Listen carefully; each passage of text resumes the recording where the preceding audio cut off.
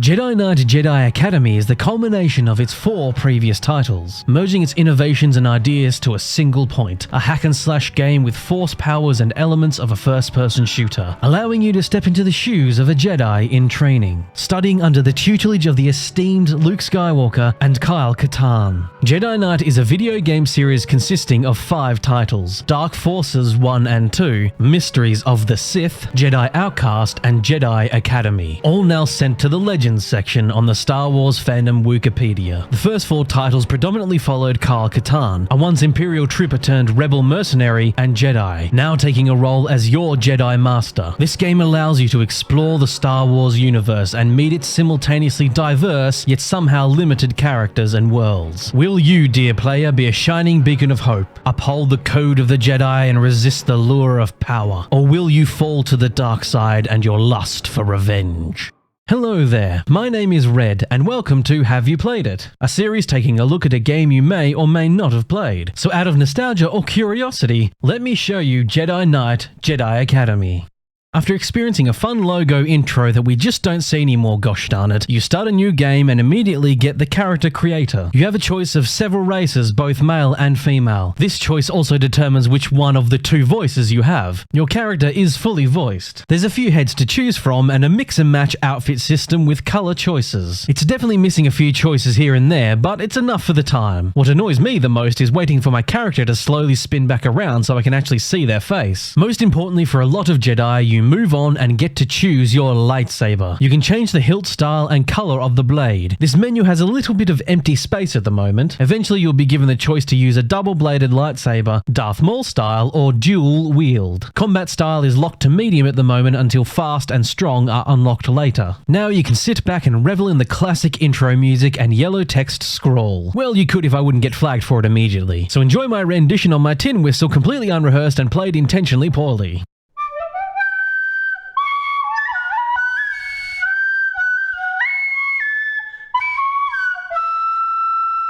10 years after the Battle of Endor, the Imperial Remnant continues to be driven back by the New Republic, forcing the Imperials to adopt increasingly desperate tactics in the ongoing struggle. Meanwhile, Jedi Master Luke Skywalker moves to restore the Jedi to their former place as peacekeepers of the galaxy. At his Jedi Academy on Yavin 4, Jaden Korr, a promising student from Coruscant, is en route to the Academy after achieving the impossible, creating a lightsaber without any formal Jedi training. Excuse me. We join our hero in a shuttle heading down to the planet. Aren't you excited? We're going to be Jedi! Learning the ways of the Force, building a lightsaber? Ah, of course, you already have one. I'm gonna get one of those stupid training sabers and I wouldn't worry about that. I can't help it. I want to make a good impression. You seem really nervous. Aren't you? I mean, well, why would you be? You already have a lightsaber, so you're probably way ahead of me. I'm Rosh, by the way.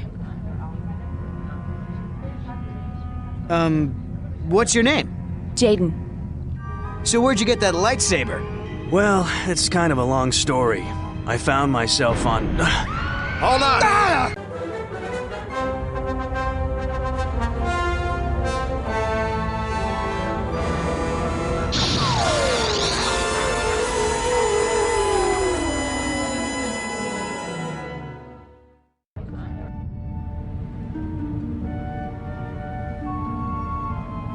Academy to Yavin Runner 2. Do you copy? Loud and clear. We made an emergency landing several clicks west of the Academy. Is everyone all right? I think so. Good. We'll send a shuttle to pick you up. Can you lead the students to the nearby Masasi Temple? Affirmative, Academy. We'll meet you there. Yes, trouble already. We've crashed, sent down by a mysterious weapon wielded by an unknown foe. Using it as a distraction, the Academy is infiltrated. Most curious. In case you're wondering, Jedi Academy takes place a decade after Return of the Jedi. Now we get our hands on the controls. You immediately have access to your lightsaber. The space-invading jerk from earlier, Rosh, is stuck. We chop down a tree to give him a bridge to cross. An introductory and a classic use of environmental puzzle solving, letting the player know your lightsaber can destroy certain things. Your crosshair turns red like this to indicate the thing you're looking at is destructible. You promptly get your first taste of combat. Howlers run in to attack you. Rosh shoots as you attack with your lightsaber. There is friendly fire and your player reacts, telling Rosh to watch it. Your saber's swings are determined by your movement direction. Alternate fire introduces you to a very fun mechanic, throwing your lightsaber. This uses your force meter, as will force powers later on. The bar refills relatively quickly. Your powers are basic to non-existent at the moment, as you've had no training, so they'll come later. The Howlers, well, howl. Getting too close causes you to grab your head in pain, teaching you to use your lightsaber throw, something you'd want to do anyway, so they smartly made it a tutorial mechanic to encourage it. Enemies can jump on your head to stun you, but you can return the favor. This is a handy tactic when getting close and personal. A lovely touch in-game are the lines you leave in the walls and enemies, albeit temporarily, with your lightsaber, enough to scribble a little bit on a wall. It also helps connect your actions as a player to the world. Your health and shield are down on the left here. Items and powers later on can help you restore them. If you're not careful or you've just had enough of him already, you can swing at Rosh. He falls quickly and you get a game over, so be careful where you're pointing that thing. Moving forward, we come to a locked door. Rosh uses his force pull power to activate the unreachable lever, a nice indicator of future mechanics. Battling some more Howlers, we move on, trying to reach others for rescue. Another tree bridge is created and the game shows off their AI. It can actually path over something specific like a log when created. Just up ahead, we come across some Stormtroopers. We have no idea why they're here. Rosh courageously volunteers us to take them on. As you might expect, they're incredibly bad shots. You passively deflect laser fire, but as you're currently untrained, you're pretty bad at it. It's a lovely way the game lets you feel the progression of your training. As you get better, your deflecting abilities grow. The Stormtroopers very nicely fall to one good slash, making you feel dangerous and powerful even when untrained. A dark Jedi appears for a fight. To nicely undermine my earlier positive AI comment, he stands gormlessly below you. We have a, no, you come over here type of standoff. Graciously deciding to jump down, our duel begins. Jedi Academy really gives you the feeling of being a Jedi. The duels may not look the best to an observer, but they feel very epic when you're behind the controls. As you swing, your character will attempt to deflect attacks if your lightsabers meet. Out swing your foe, and this short little mission is over. Sneaking over, we observe three figures. One using the scepter we saw earlier, its beam plunging into the building. We're knocked unconscious after being discovered and awakened surrounded by allies. We let Kyle Kartarn and Luke Skywalker know what we saw. Luke and Kyle sense a disturbance in the Force. This temple is filled with Darkside energy. Luke leaves Kyle to investigate. Elsewhere, the infiltrator reports to a mysterious woman with the same voice as the one holding the scepter earlier. The Twi'lek infiltrator stole Skywalker's records. Of what? We don't know. Back at the Academy, Luke gives a short speech. Here we will train you in the ways of the Force. You will learn to defend yourself with a lightsaber. You will also study diplomacy, history, and more. It has been the practice of the Jedi to assign each student to a master. However, since there are still so few of us, we will be assigning multiple students to one master. Rebuilding the Jedi ranks is taking some time, so each master is assigned 2 students rather than the traditional 1. As you might expect, Rosh and yourself are assigned to Kyle Kartarn. Kyle informs Luke the temple was still empty, but strangely, the Darkside aura it once had is gone. An intriguing mystery, the story getting its hooks in early. But for now, your training continues. Rosh and yourself are split up to run a course concurrently. Here we learn more about Force powers. Kyle lets us know something important as well. To a Jedi, powers are not inherently good or bad, some are just naturally stronger in certain areas than others. It's about how you use the power, not the power itself. We move on ahead to take on some training remotes, letting you feel out once again how the combat works. You can hear in Rosh's voice when he shouts, "Done!" His competitiveness. Rosh is impatient, even jealous of you for already having made a lightsaber. Thus, in his eyes, you're ahead of him. You'll see more and more of it as you go. You'll probably notice by now your jump has increased when holding down the jump button. Using the Force, you can jump higher. It's small now, but it will get better as you go. You'll need to use that jump to get across this bridge. Ahead is a wall blocking the way. Your crosshair has this blue swirling animation when you can use the Force on something. Force push the wall to knock it over and move on. In the next area, Rosh, in a bid to get ahead of you, pulls a lever to release a combat training droid. The little wiener runs off, leaving you to fight for your life. You get another taste of combat against against a stronger opponent. The game most likely assumes you've read the manual, which you can actually access if you have the game on Steam. You can find it here. It teaches you about the game's mechanics. Holding down attack chains several together. You can also press attack, then again just after to delay the attack. Your aim, looking low or high, determines the height of your strike, and additionally, the movement direction after you swing changes its angle slightly. Swinging your mouse around also lets your saber hit early, for instance, if you match up the swing with the direction. It's a system you'll need to fill out for yourself, and each stance has its own rules. It's a very enjoyable system, though it's been a few years since I last played. I'm mostly swinging in a blind panic at the moment. Whenever you finish off a tougher enemy, you get a cool slow-mo spin. You can turn it off in the settings if you don't like it. Kyle asks us over the radio what took so long, but we ain't no snitch, so we tell him it was nothing. Ahead is an unreachable lever in a room. Kyle also lets us know if you ever come across a locked door in a mission, look for the guy in charge, as they'll usually have the key. There's a health kit on the ground here if you need it too. Pull the lever and move on. A puzzle is ahead. You can use your Force sense power to see if a solution becomes available. These symbols will show up on two of the stones on the wall. Force pull will create ledges to jump on. Kyle lets you know the solution isn't always obvious. Looking around is a good idea if you're stuck. There's a great deal of platforming in Jedi Academy, so best get used to it fast. I also recommend getting friendly with the quick save button for perilous jumps. There's a little spot ahead with a waterfall and a platform. A secret, you may think, but no, there's nothing there. There are secrets throughout the game, but they're mostly just hidden spots with ammo, health, and shields. This last part teaches you how to use the Force speed. When activated, the world moves slower around you. These two doors close as you approach. You're supposed to use Force speed to get through one of them. I was messing around and kind of just got through without using the power. I'm not sure if this is normally possible or it might be just a high frame rate allowing this to happen, or something like that. We rush up to Kyle just behind Rosh, who somehow managed to screw up what should have been a massive lead. Kyle admonishes Rosh, knowing what he did. Hey, it was just a joke. I didn't think it would... If that droid was set to Luke's training regimen, it would have killed Jaden. What were you thinking? Jaden, I'm so sorry. I can't believe I mean, I wasn't trying to... Save it, Rosh. Jaden, you have a right to be angry. But believe me when I say you don't want to feed that emotion. I understand, Master Kartarn.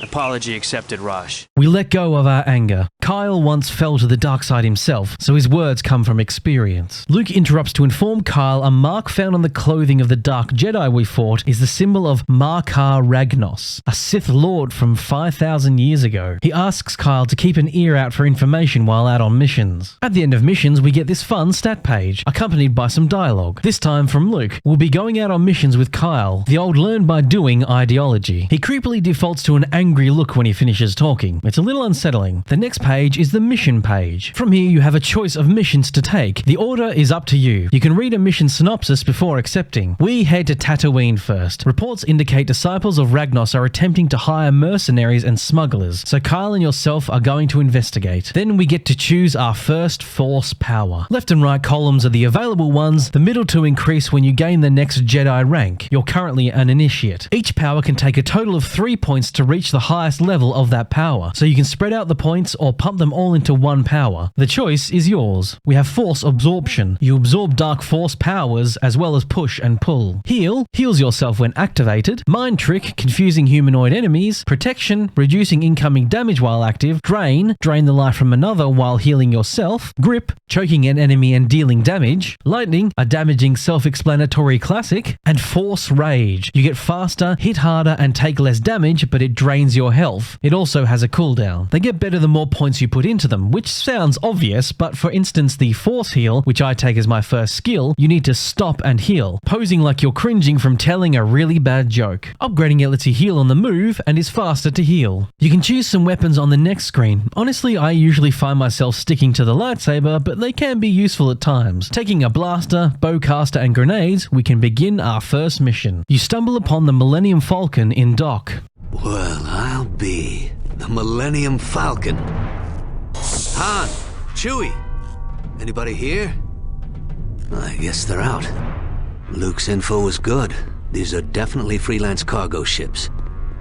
Kyle has a bad feeling about all this. He asks you to guard the docking bay while he heads to the cantina for information. Gunfire rouses us and Chewbacca appears, the no doubt cheaper of the two to license and voice act. Again, this big universe is very small. He recognizes us as a Jedi. He's on a mission for Leia Organa. This mission in particular definitely has the feeling of a sitcom where a cast member has become too famous or problematic and has left the show, only referred to in passing or unheard on the end of a phone line. With Chewie on our side, we head out under fire for more mercenaries. Like a true hero, I charge at them headlong with my lightsaber. Enemies do drop their weapons, so you aren't restricted to just what you take for very long. You have a datapad you can check at any time. It outlines your current mission objective. The Weapons tab has information on any weapon you've encountered so far. Force contains a list of all your current powers, and Moves gives you an in-game look at some moves you can do. Deciding to head inside, we take on some more baddies. In a room, you can find this interactable device. Orange ones like these restore ammo to your weapons. Green ones restore shields. Occasionally there's some banter you can stand around and listen to. This one mostly complaining about how weird another race looks. Typical bad guy banter. It's the game trying to not let you feel as bad when you shoot him in the back like a true hero. Sadly, he took the alternate fire from this repeater like a champ. Weapons can have alternate fire. Some, like the bowcaster, have a total of 3 different types of fire. A standard shot with one press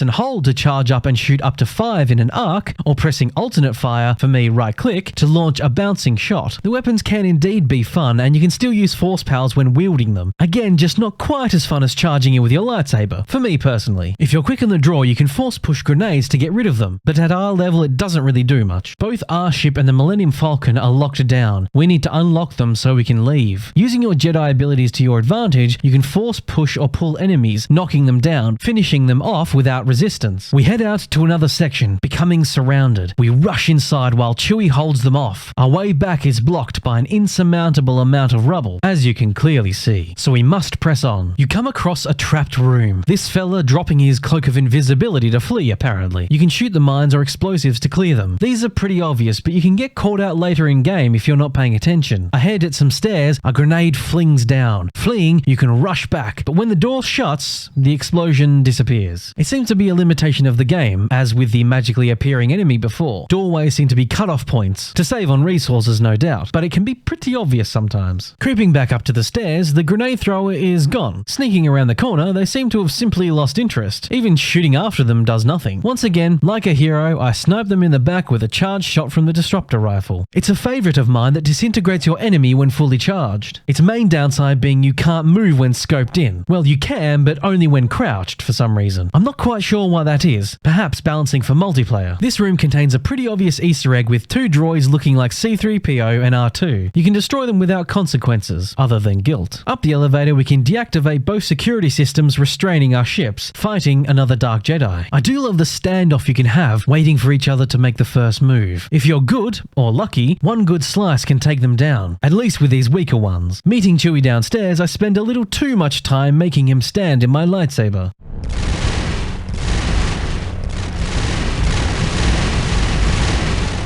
Don't worry, it's non-lethal. Somehow. We take out one last group of ne'er-do-wells and the mission is complete. Short and sweet. Kyle informs us these mercs weren't cheap. Whoever's backing the cult has credits. Or they're being backed by the Remnant, the name for the former Galactic Empire after their defeat at Endor. I'll simply refer to them as Imperials from here on out, however, since the game mostly does that too. We get another mission complete page of stats and Luke congratulates us. Angry face. Kyle lets us know the shuttle crash has been investigated. No mechanical failure or laser fire was found. The engines were simply torn apart. Surprised face. We head out to our next mission, once again on Tatooine. Someone recorded a conversation about a Sith cult with their droid, but they got scared, selling the droid to Jawas. Our mission is to recover the droid. Kyle tells us this should be a total blue milk run, kid. Apparently a completely acceptable military turn of phrase. So away we go. I unlock Force Lightning here because it's fun, and again it's not what the power is, it's how you use it.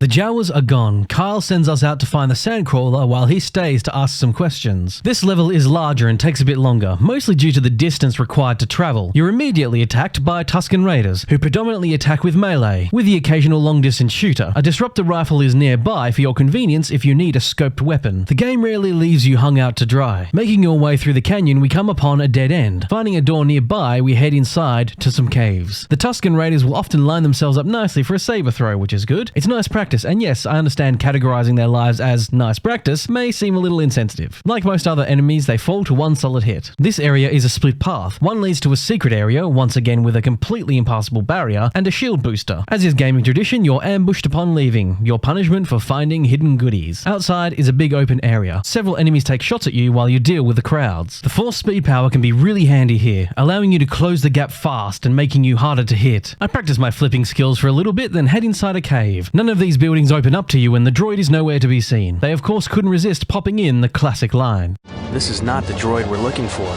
In the cave, I get knocked down. When down, you can roll to either side or kick back and forth. The front and back ones are attacks as well, helping you knock down enemies that surround you. Outside, you find the sand crawler you're looking for. The force speed power once again really helping you zoom around. But do note, when activatable force abilities are active, you don't regenerate force points, so keep an eye out. There's a few little puzzles to navigate in the sand crawler. Firstly, pulling this down. It will rise back up soon, so jump on and gain access to the crawler. A slidable box blocks the way to the elevator, which is currently deactivated. Jumping up to find the switch, you head into what I'm sure is a perfectly logical reason for a lava room. I suppose if you can have one, why not? There's a leaky pipe you can burst to cool off the lava and really ruin whoever's job it is to maintain this. Time a jump over this flaming spurting vent because again, why not? And get into the hold to find our droid. Once found, the little guy opens up a chute to drop us right outside. After a quick ambush, this mission is complete. On the mission page, Luke informs us R2 will scour the droid's memory for any information. He now knows someone spliced into his records. R2's trying to figure out what was taken exactly. We get an extra little cutscene here. Rosh impatiently talks about how his jobs have been nothing but a few errands. He's frustrated and feels like he's being held back. They're worried he's going to get too powerful or something stupid. If you can't tell yet, I really dislike this gentleman. Kyle interrupts before we can give our opinion. Jaden is very much meant to be a blank slate we the player project onto. It does give them a bit of a wet blanket personality. If you're yet to realize the path Rosh is taking, this cutscene really digs in the point. It's not very subtle at all. Rosh is absolutely going to fall to the dark side. His words are as obvious as an NPC telling you he's one day from retirement. You've probably noticed by now the animations in cutscenes are a little janky, from the head-snapping movements to the occasional ropey animation, or Kyle seemingly waiting for the director to call action before he begins moving. To me, it is part of the charm, and yes, very much a relic of 2003 video game animation. Bakura is our next mission, a planet calling for aid from the Jedi. An unknown group has taken control of a power station in a volcano. They need to be stopped. I take the force protection power and we find ourselves waiting. Kyle is supposed to meet us on the planet, but he's overdue and our impatience gets the best of us. Bored with waiting around, we decide to investigate. The lead up to the building tells us of a losing battle. Environmental storytelling informing us all is not well. Entering the facility, you're locked into this one room. You need to activate some very oddly moving cameras to progress. We see and hear the place is being rigged to blow by the Imperials. We have 5 devices to disarm. Now the main objective is triggered and you're attacked. Our first objective is close. Disarming it, you can look around the platform. There's an elevator, but not much to find. You'll find a few spots like this here and throughout the game. Usually they're just ways to get back up if you fall down. Ahead we get our first look at invisible enemies, real ones this time. They have cloaking abilities but can be heard when activated, letting you know one is nearby. There's a subtle or not so subtle shifting of light around the cloaked enemies. An explosion is heard and felt to justify this corridor's maze-like quality. Jump and roll past the dangers, running us straight into our first auto turret. Rapid firing and low to the ground, so throwing your saber can be a quick way to deal with them. We also have our first security door down below, so we need to find the chap with the key. A mined corridor is up next. You can creep around and shoot them or simply jump over them. The choice is yours. An imperious fella in a grey officer's uniform has the key, and beyond them is the second objective. Another platform spot giving you a look out at the level. Through the now unlocked door, we head out to this bigger area. If you missed any of the 3 objectives, you can usually spot them when running around outside here. This level uses sight lines to its advantage, allowing you to see objectives you may have missed. For some reason, a guy shouts and explodes a wall. It's not really clear why. We also have our first run-in with an E-web mounted gun. Using force speed to get close is a great way to attack. The trooper can't move or shoot fast enough to catch you. You'd hope this is the point where you get to jump on it yourself and tackle a wave of enemies, spawning for your mowing down pleasure, but no one does, sadly. The door is locked to the main facility, so we need to find another key. You'll also find an objective nearby, again visible when running around elsewhere. The key holder is guarding the 3rd objective. Poke your nose around a few spots outside to get some secret loot, then head inside. Entering, you'll be attacked from the front and above. It's a tactic the game employs often, playing with sight lines and elevation, getting the player to think about multiple directions and levels. Enemies usually forcing you to think on your feet. Several situations let you scamper away and attack enemies at different angles, especially especially if you're someone like me that keeps to their lightsaber. The last two objectives are in this building, the first on a lower level. The second is the first one you saw on the security system in the beginning. A nice way to connect the ending objective to the beginning of it. Now all disabled, you can head back to your ship. In a bid to ensure the walk back isn't boring, more enemies have spawned. So it's stabbing time. When reaching this bridge, you can either continue on your return path or run ahead and take an alternate path back, both filled with enemies. The alternate path ends with a locked door. The key we just took from a rather optimistic officer. We have you now.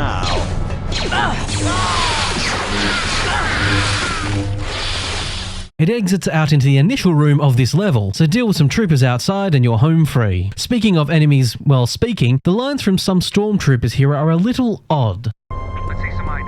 Why they're asking for ID on a sabotage no witnesses mission is beyond me. Kyle apologizes for never showing up to Bakura and congratulates you, neatly sidestepping the need to tell you off for being impatient. Out of curiosity and because I could have sworn you fought at least one Dark Jedi on this level, I reloaded and using the console changed the difficulty level to the highest. You can't change the difficulty any other way mid-game. Higher difficulty spawns a few more enemies, increases the damage dealt to you, the toughness of the enemies, and less resources are provided. So my comment on enemies falling to one nice strike is dependent on the difficulty level you're playing at. For my sanity and recording purposes, I'm only playing on the normal setting, which is Jedi. As an example, the shield generators only give you 50 points on the highest difficulty. I found myself having to rely on my Jedi abilities more, regenerating health more often, dodging fire, and needing to be smarter when tackling enemies. This is the run where I also simply jumped over the trip mines in this corridor. Enemies spawned when returning down this corridor, and one of them actually spawned right into a trip mine. It made for a comical opening. No Dark Jedi spawned in this level, so it seems to be me having a false memory. On levels when there is a Dark Jedi present, they spawn at higher levels depending on your difficulty. I did catch a proper glimpse of Mr. Wall Exploder here too, and he definitely seems to have just spontaneously combusted. Sometimes it does feel like things are happening in Jedi Academy missions not for any logical reason, but because it was cinematic or cool, which isn't always the greatest storytelling. With this mission over, we can move on to one that's burnt into my memory. A merchant ship was fired upon by Imperials, crashing on a supposedly uninhabited planet. I take the second level of healing before heading out. Now I can heal on the move. We arrive and immediately crash, being hit by random lightning. The ship needs repairs, but fortunately we crash next to the merchant ship. A survivor runs to us, desperate to leave, but is swallowed by a giant sand burrower.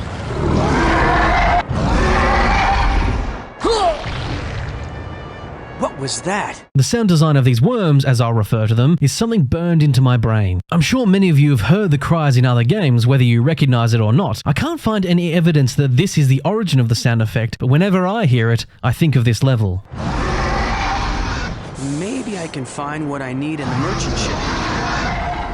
This is a pure platforming level. Running on the sand will cause the worms to attack, so keep contact to a minimum. You need to plan your path and make your way around the wreckage. I really enjoy this fun and unique level. It admirably showcases Jedi Academy's level variety. Although since you can play these missions in any order, coming here first might be a little bit of a letdown when you want to get some lightsaber stabbing in. A more disjointed experience both in plot and gameplay is the downside to the freedom of mission choice. You never even need to use your lightsaber in this mission. You just need to collect 4 parts for your ship, avoiding the sand as much as possible. You'll discover if you try to grab a second part that you can only carry one at a time, requiring you to drop off each part before getting the next. It does let you know on the datapad if you check it. The game checkpoints you each time you return a piece, which is nice. Several platforms will begin to sink into the sand when you stand on them, requiring you to think and act fast. The game does have fall damage, so be careful from these high drops. Around the place you'll find a belt or two of thermal grenades. Curious, you may think. A not so subtle hint that maybe they can be used. Experimenting, you'll find they distract the worms and can move them from an area. It's helpful for this part in particular that's out in the open. I still get a chill up my spine all these years later when I need to touch the sand. An ingrained response to the thrill of what is basically the floor is lava. With all the parts restored, this quick but fun mission is over. Now with the 4th mission complete, we have a choice. You can return to the Academy or complete the last mission. The 5th mission will be gone if you return to the Academy. You'll also miss out on the extra 4 skill point you'd gain. I want that delicious extra point, so on to the 5th mission it is. Taking the Force grip power. Kyle and yourself are heading out to gather more information on the Sith Cult. En route, you get a distress call from a train. They're under attack and requesting aid. Wanting to help or fulfill our wish for hero worship, we divert. It's a classic scenario, moving ahead and clearing as you go. You react when facing headlong into the lashing rain and wind in a nice touch of reactionary animation. Another way to attach the player to the environment. The way ahead is blocked due to electricity. Going inside, we find a switch and an activatable droid. The droid just says a couple of lines. A bit of fun, but nothing important. I've been hit.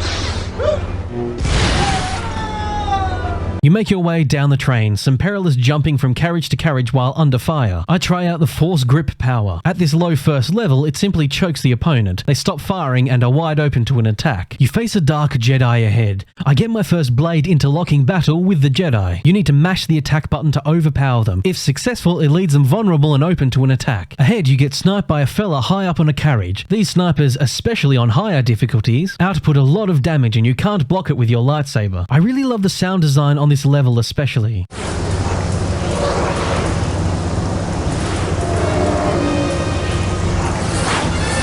The lashing rain, the rumbling of the sheer velocity you're traveling, the roar of the buildings as they whip past. Some have an almost monstrous growl to them. Not very realistic, but effective. Adding to the danger, lightning is striking randomly as you progress, enhancing the adrenaline of this run. You'll be stopped by a force field inside a carriage. No switches available, but the lights lead your eyes to these red boxes. Destroying both drops the barrier and leads you up to the roof to continue. Above, you'll be strafed by an enemy ship, but Kyle swoops to the rescue and destroys them. You'll discover an explosive device has been planted on the train, a dark Jedi defending it. Defeating the Jedi and deactivating it, the attackers change their plans, speeding up the train to ram it into the next stop. Rushing forward, you take down the remaining enemies. One last dark Jedi to defeat, then you stop the train. With no more missions, you're urgently needed back at the Academy. Here, Kyle will comment on your choice of powers. If you've taken or cheated in a bunch of Darkside powers to get this footage like I have, Luke will comment and worry about the anger they sense inside you. To which I say upgraded Force Lightning and Force Grip are both very fun. I've at least kept a balance, so he's happy. Proud even. Thanks, Papa Kyle. Sadly, for this mission, you don't get a new Force Point skill. Luke informs the Academy of the stolen personal records. Highly sensitive records. But not like that. Their locations, Luke felt the Force strongly. Meanwhile, Rosh perpetually proves he's an unlikable asshat. What could they get from that besides a tour? Something nasty. Disturbingly, Luke believes these Sith have found a way to drain the Force energy from an area. He's sending out everyone, students included, to search areas he believes they may be targeting. In another great deal of fan service, you're sent to Hoth, the same base from The Empire Strikes Back, because the expansive universe of Star Wars is actually tiny apparently. Starting the mission, we're lashed by a blizzard, looking for any sign of the cult. We get some spectacular high school level acting from Jaden. Just when we're going to give up and leave, we spot a light. Once in control, you can immediately turn around and head inside a cave, fighting a Wampa. It's a tough foe, even on lower difficulty, but there's a secret area inside for some sweet loot. Now you get to ride a Tauntaun. It's a little janky, but fun. You bound forth, your saber at your side, and take down some Imperials. You can boost to run over troopers in a mad but rather ungraceful charge. On any vehicle, you switch the side of your lightsaber with the left or right movement key and attack. This level uses blinding snow and low visibility to create a tense atmosphere. Your only path are these distant, ominous blinking lights. You also finally get to use a mounted gun against some enemies if you're quick, jumping off the good boy Tauntaun here and mowing down some troopers. The way forward is blocked to your Tauntaun, so you'll have to leave them here. You'll get another one soon. Inside you find another Wampa. You're first if you didn't fight the optional one. It's possible to be grabbed by it, but you can take it down in classic Luke style. Getting another Tauntaun, you ride into the snow, facing a flying probe droid. They're pretty easy foes, just hard to hit on the back of a Tauntaun. Finding another mounted gun in this battlefield graveyard, you jump on and take on an AT-ST. With the low visibility, you hear it coming before you see it. Ahead, we gain access to part of the base. Heading inside to find a way through, at the bottom you can find a locked door. The game helpfully informing you it's unlocked elsewhere. A prompt that screams our playtesters couldn't figure this out. Up in the control type room, an officer and a few troopers stand in your way. There's a fun button to press inside here as well. It fires the ground defense cannon. Again, no reason, just a bit of fun. Stock up, find some secrets behind these breakable walls and head on down once the door is unlocked. We run through some familiar ice tunnels for those that have watched the movies, increasing our body count ever higher. We clear out the building and find ourselves back outside. Here you'll find the first real mounted gun that feels like it's intended for you to jump on and utilize it to take down a wave assault. Ahead is another graveyard of twisted metal, lit by pulsing lights and laser fire. The Imperials seem to be guarding this specific spot. Heading inside, we drop down and are taken to part 2 of the mission. I wanted to give sneaking a go. These troopers were chatting, so I crouched down to check out the area. I think they see me. You can sneak around a little bit, but there isn't much point, other than to overhear the occasional conversation. Ripping your way through these Stormtroopers, you do really get the sense of just how terrifyingly dangerous Jedi can be. Being able to run head-on into blaster fire and survive unscathed, a lightsaber throw, able to drop multiple enemies at once. You are a genuine horror to these troops, a blur of lightsaber and destruction. Rip and tear these Stormtroopers until it's done and the areas are cleared. I do like a little bit of game design I found here. There's a health pack, but it's unreachable unreachable. You can't crouch walk inside to grab it, but using your Force pull power, you can pull it towards you. Placing this useful item here will encourage a player to figure out how to get it. When you're more skilled, you can Force pull weapons out of enemies' hands as well. Near the end here, you'll find a Dark Jedi. He's trying to find more information. All data was erased, but he discovers Luke left for Dagobah when they evacuated. Fighting the Jedi, I tried using my Force grip on him, but it's too low level and he was able to Force push me to stop it. Something you can do yourself too if you find the roles reversed. Take him down and move ahead to find a Wampa attacking a Tauntaun. You can save the little guy and ride him ahead, but there's no real point as the end's just ahead. We come across Alora, the Sith the Dark Jedi was relaying his information to, and as you might expect, we battle it out. The Tauntaun unfortunately doesn't really help here. The battle is a tougher one, she takes more damage and is skilled, but we prevail only to get cutscened, allowing her to flee. Damn you, cutscene! As one would expect, her arrogance remains untarnished. Up next is the most curious experience I've had in a cutscene.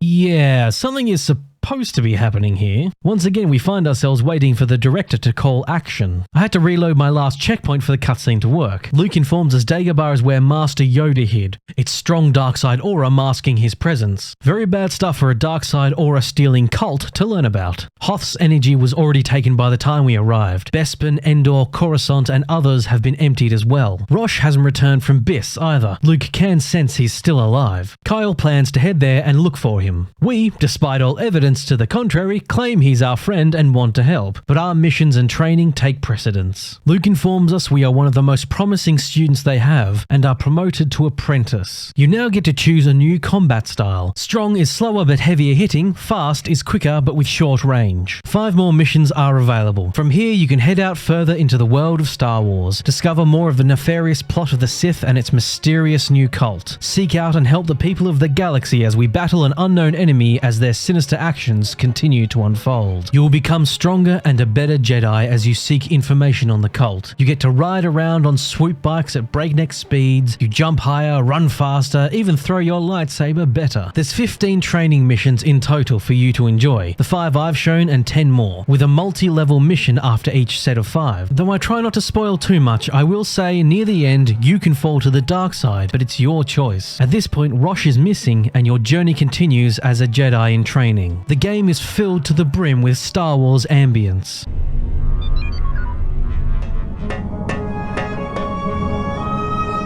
Sure, the game has its issues. The plot takes a more meandering path due to the mission's select style of progression. The animations can be very rough at times and the timing in cutscenes can be a little bit off, though some of that might be my high frame rate. There isn't any native widescreen support, so modding or console commands are required for it. And not being able to change difficulty in a game that gets quite tough near the end, aside from using console commands, is a bit rough. There's also no subtitles during regular gameplay, and for such an expansive universe, you sure find yourself running into a lot of the same places and people from other media. There is, however, still an active modding community. There's even submissions on Nexus mods from this year. The multiplayer has given plenty of players hours of enjoyment for many years. So many people still love and enjoy this game. And for all my gripes, I still love it too. I have so many great memories of Jedi Academy. It was and still is my Star Wars game, the one I replayed countless times over the years. The lightsaber battling is just so fun. The system is more in depth than it has any right to be. It absolutely still beats out any game before or since, in my less than humble opinion. The controls for vehicles are pretty bad, but somehow still fun. Nothing beats nailing an enemy on a swoop bike with your lightsaber, and no amount of plowing into the walls after will ruin it for me. It saddens me that Kyle Kartarn and his adventures here and beyond are no longer canon. If I could ever get another Star Wars game, it would be another one just like this, with Luke, Kyle and your own customizable character. A new plot, fancier graphics with the same core gameplay would suit me just fine. And I bet it would be an absolute hit as well. I suppose in the end, a man can only dream. Let me know in the comments if you've enjoyed this game as well, and if you've enjoyed my review. I'd also love to hear from you if you plan on playing it too. Don't forget to like, subscribe, and may the Force be with you. Goodbye for now.